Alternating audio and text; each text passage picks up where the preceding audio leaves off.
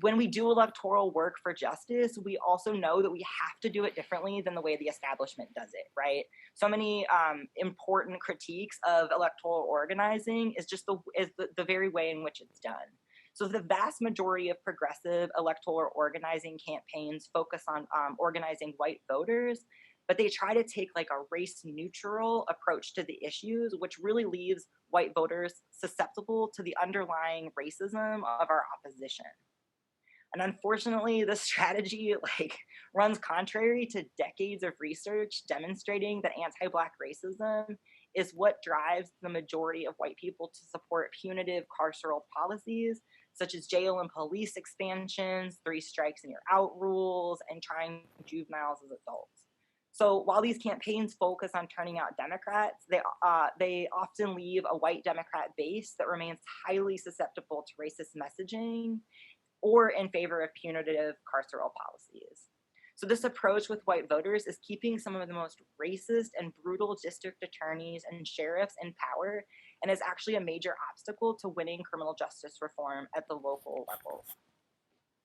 If the progressive organizers continue attempting to mobilize white voters with race neutral approaches, Trump has an excellent chance of winning re-election in 2020.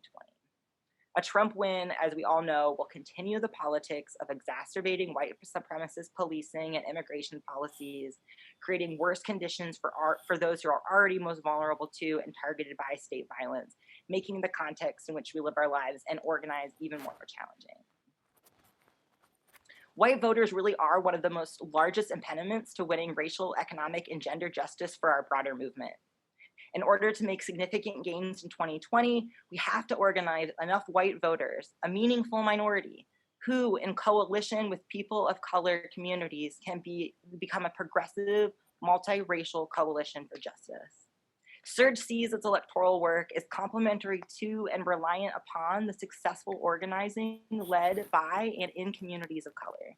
And we know that winning coalitions require deep investment in electoral organizing led by frontline communities of color, something the Democratic Party and other liberal organizing infrastructure has failed to do for decades.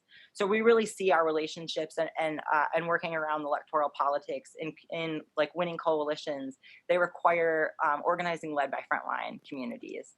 And I just really want to close kind of this, close this piece on electoral organizing with this brilliant piece that Linda Burnham, a longtime civil rights organizer and movement builder, has said that the power of the right cannot be undercut unless a large segment of its base is broken off.